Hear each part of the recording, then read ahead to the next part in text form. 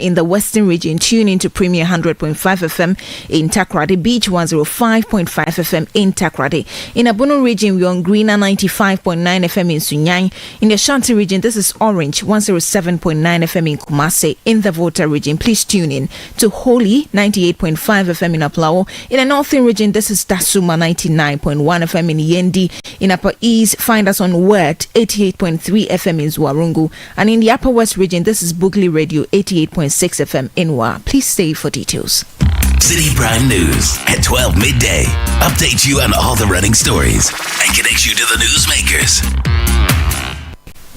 We're grateful for your company this afternoon. Let's begin with the Council of State elections, particularly from the Ashanti region, because chaos erupted at the just ended Council of State elections in the region when violence broke out during the sorting of ballots. Now, a group of unidentified individuals stormed the election center, destroying ballot boxes and disrupting the sorting and counting process. Let's now go over the phone lines and speak with Ashanti regional correspondent Bright Yeboah for more updates. Bright, thank you for joining us. What have you picked up to be reasons for this chaos? So voting started exactly 9 o'clock in the morning when, in fact, everything was ongoing, high security presence. Everyone who came in had to undergo through some security scrutiny.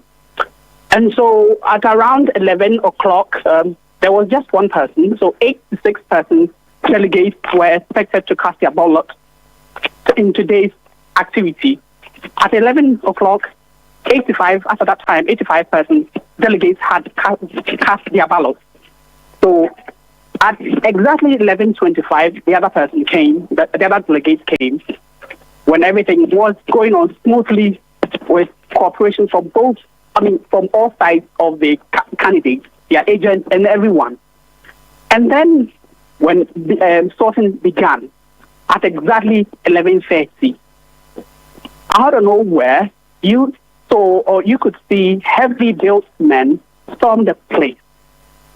It is alleged that these men, in fact, came because they had seen or they had been tipped off that these sorting that were undergoing, it was not going in their favor, and so they had to come in and disrupt the activity as it stands. So these are allegations, but how did these heavy built men look like? Did they have any attire on them? Did they have any identification on them? They do not have any identification. They came with just their ordinary attire, nothing, with hoods on, some of them with hoods, some of them with just their ordinary t-shirts and brown necks. So this is the current situation here. In fact, it is alleged again that Nana Nkantabuedu Ayef Boafo was the one who was going to win. That is the allegation. And currently, since voting has been suspended, we are yet to know what exactly or who the exact winner is. And as it stands, the officials have not released any statement yet concerning what has really transpired. Now, what are we picking up in terms of the suspension and when the sorting is likely to resume? Because of how things went, nobody has spoken to any media, so we are yet to receive any official communique from the officials.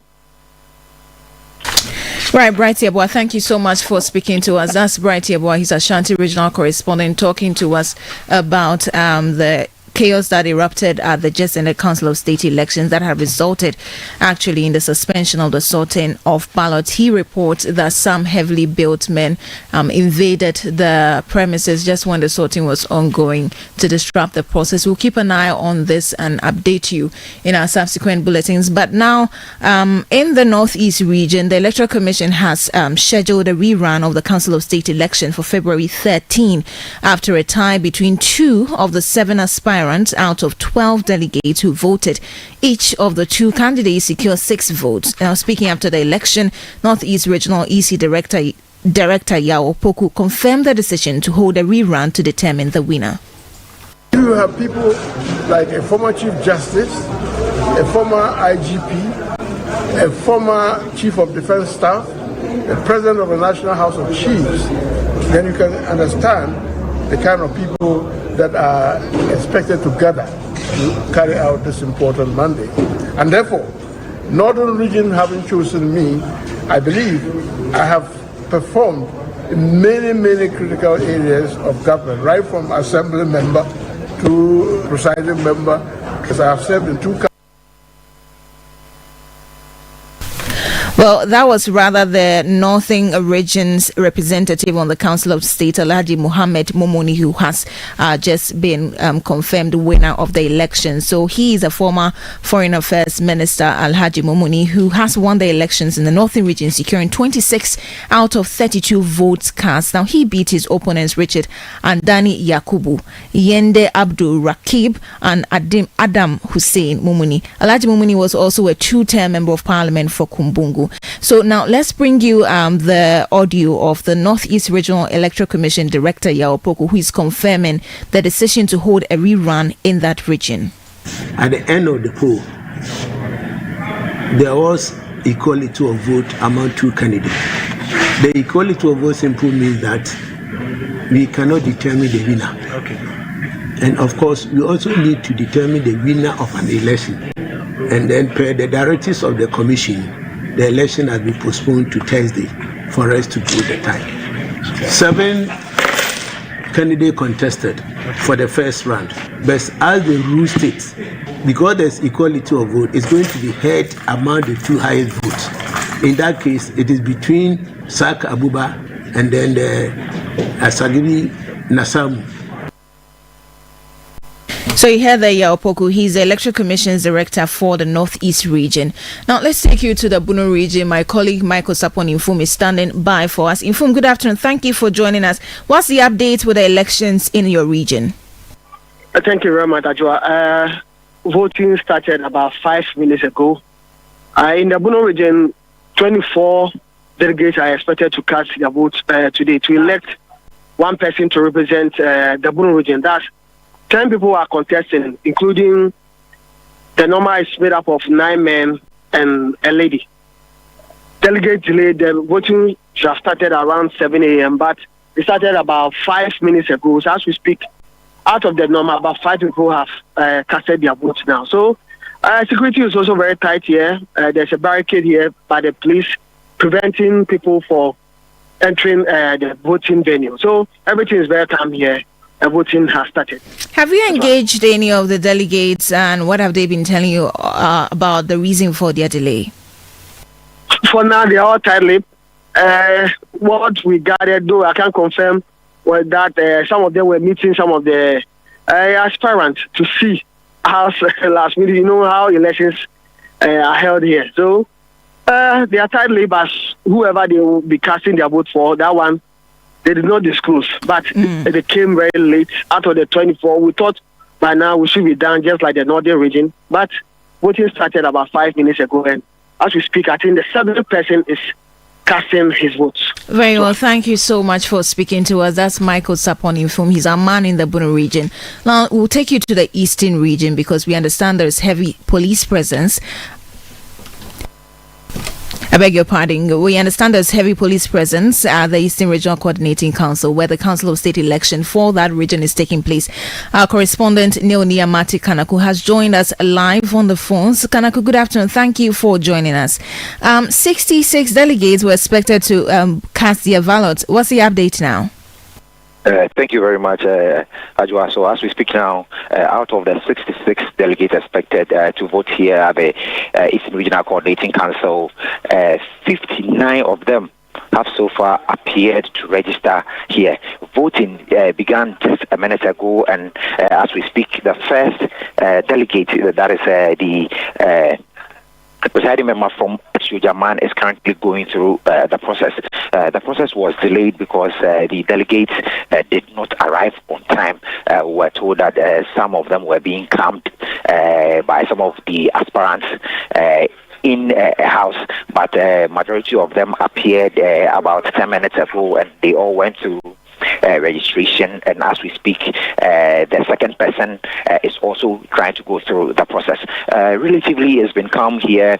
The aspirants were given 3 minutes each for them to tell the delegates what they possess and what they bring on board if elected to represent the Eastern region on the Council of State. So as we speak now, voting has commenced and the process has been peaceful so far. Thank you so much, Neonia Mati Kanako, reporting to us from the Eastern region. Well, in the Western region, 32-year-old businessman Max Obwachi has been elected to represent the region on the Council of State. The Takwa-based entrepreneur secured 17 out of 28 votes, defeating Akwesi Nsia, who polled 10 votes, and Clement J, who received only 1 vote. Now, the remaining 5 candidates did not secure any votes. Speaking after his victory, Max Obwachi stated that young people should be actively involved in governance and pledged to advocate for their interests. Well, in the Volta region, businessman Gabriel Atokpele Kwamiga Tanko has been elected as the Volta region's representative on the Council of State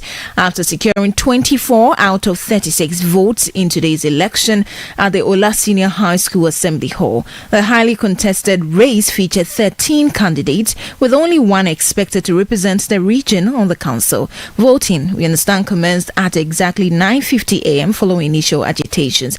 Mr. Tanko won by a significant margin, securing his place as a region's representative and pledged to harness the Volta region's economic potential to drive development. We'll stay a while longer on Council of State elections because the Electoral Commission's Deputy Director of Research, Fred Tete, has dismissed calls that the Council of State should be scrapped. Speaking on the Citi Breakfast Show earlier, Fred Tete acknowledged the Council's advisory role but suggested that its functions could be reviewed to enhance its effectiveness. I believe they know the role of the Council of State. And from my angle as a researcher, I think the Council of State, there's a need for some kind of constitutional reform as to the election to the Council of State in terms of the qualification and what that is. Because it is supposed to be like a second chamber, an advisory kind of board to the president in the performance of its function. And therefore, we need people who can actually advise, people with a solid background to help in the management of the country. So I think it's not something that is out of place. We should be able to look at it and look at it well. So for those who argue that the Council of State has lost its relevance and as such must be scrapped, as a researcher, you disagree with them? I disagree. We should look at it and then see what we can do to make it better for them to play their advisory role effectively.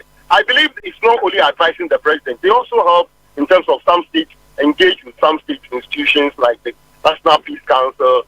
They get themselves involved in consultation and then peace management processes as well. So I believe there is no need for us to scrap it. It must be there. Well, Fred Tete has also been speaking on the low female participation in elections, calling for this trend to stop.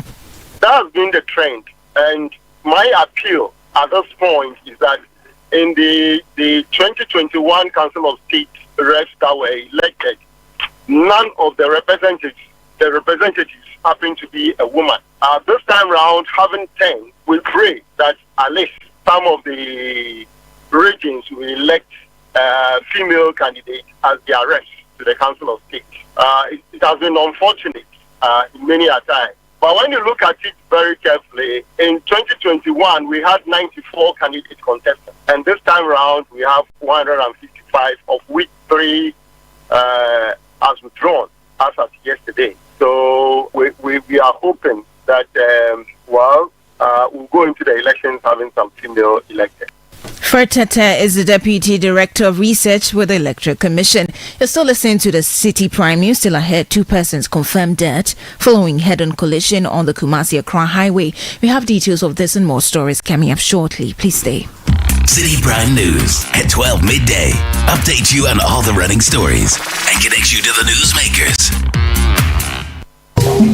This March, we invite you to splash in the pool of cultural expressivity and soak yourself in the celebration of indigenous authenticity in our Heritage Month.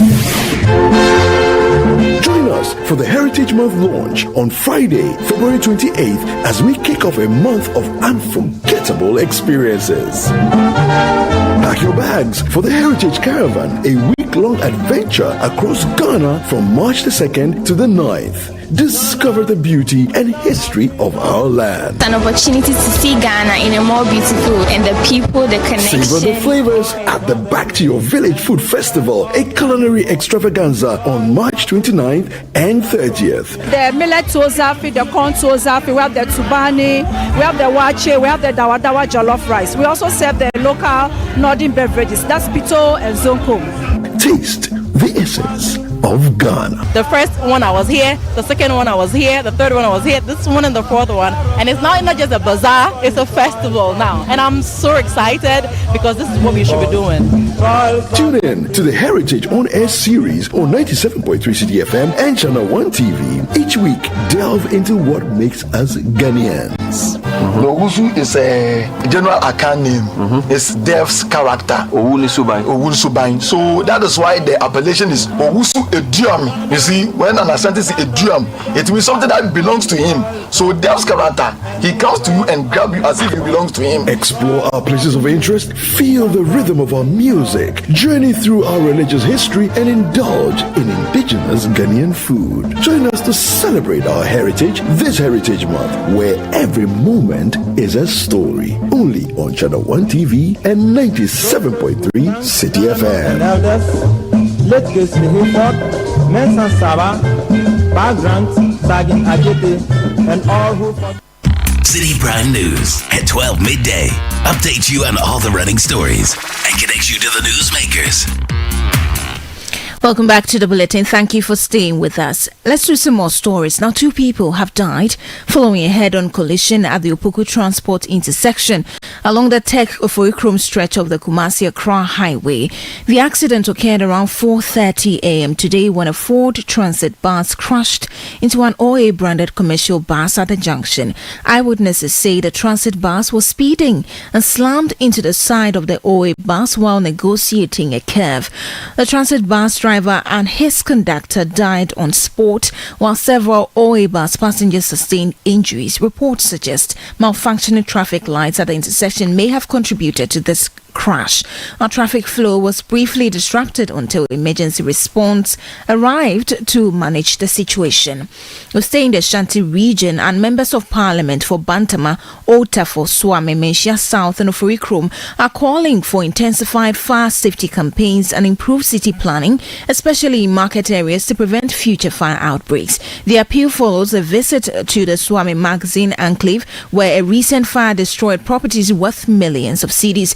Speaking on behalf of the MPs, Bantama MP Francis Asenso-Boakye said he or they will continue engaging stakeholders to find solutions to the recurring fire incidents.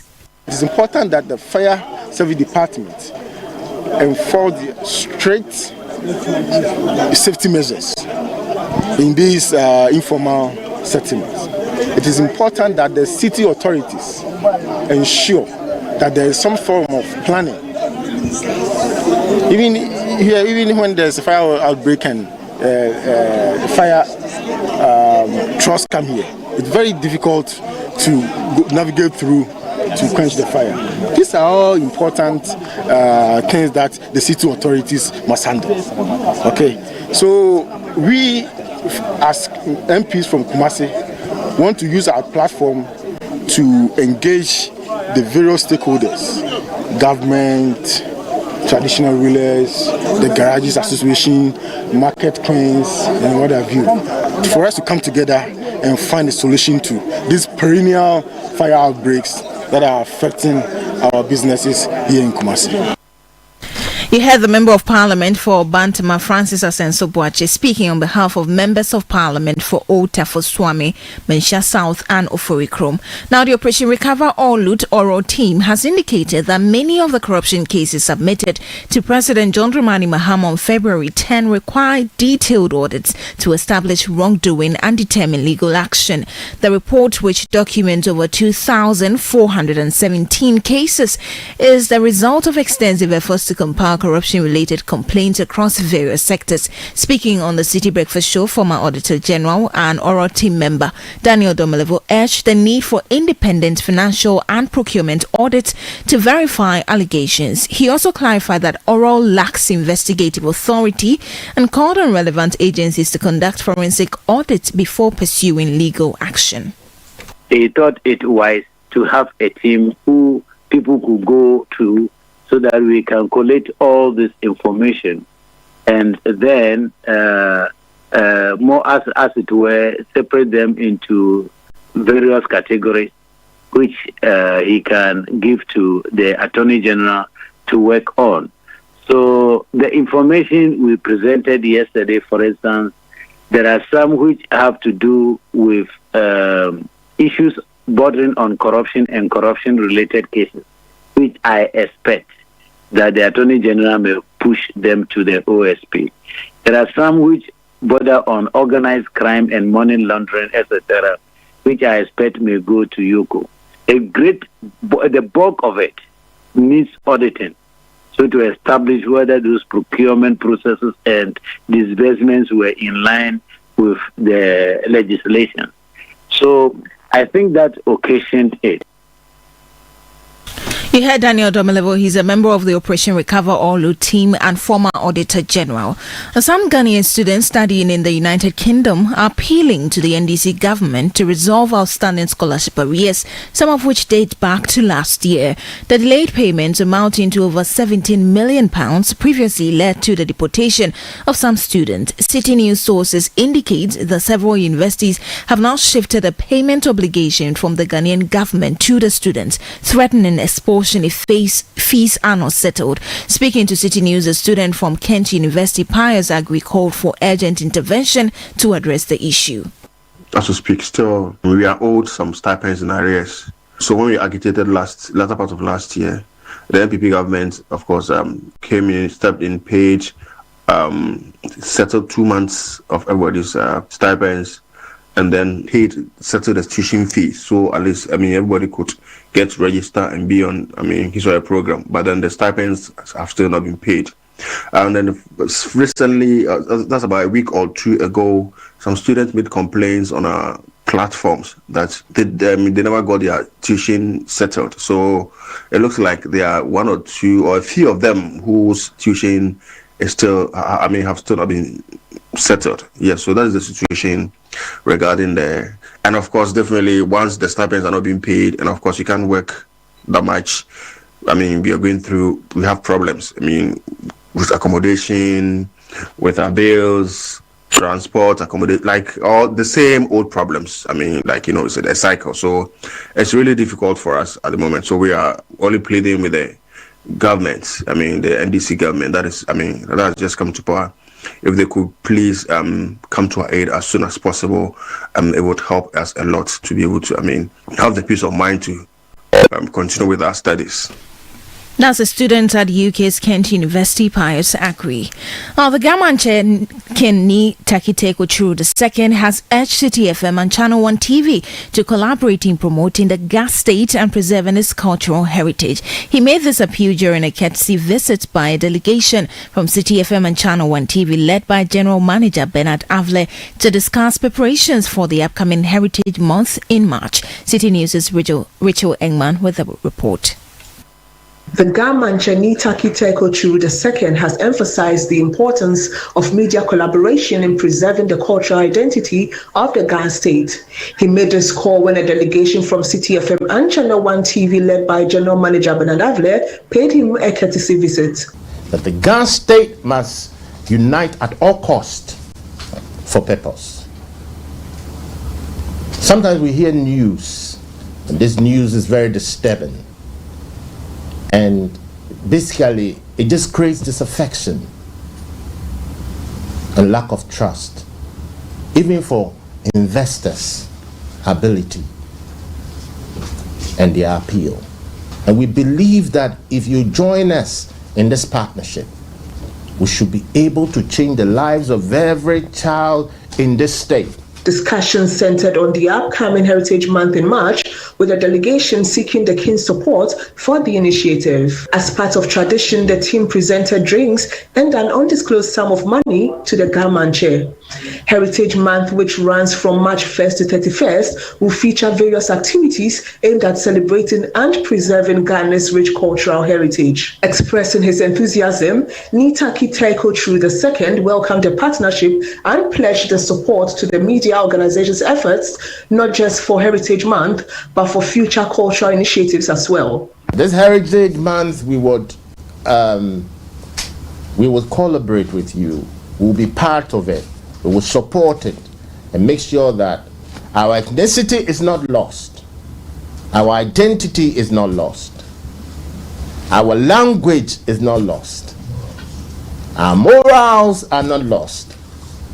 And us as Gans and Dangbes will never be lost. Citi FM and Channel 1 TV's General Manager Bernard Avle expressed gratitude for the warm reception and reiterated the team's commitment to working closely with the Ghana state. So today we came to pay courtesy call on him as Citi FM and Channel 1 to congratulate him on since he ascended the stool, and then to also inform him on some of the works we've done. As you know, we've partnered and pioneered a lot of authentic Ghanaian programming. So we came to inform His Majesty of some of the things we've done in the past, covering some very important events, as I mentioned, during the courtesy call.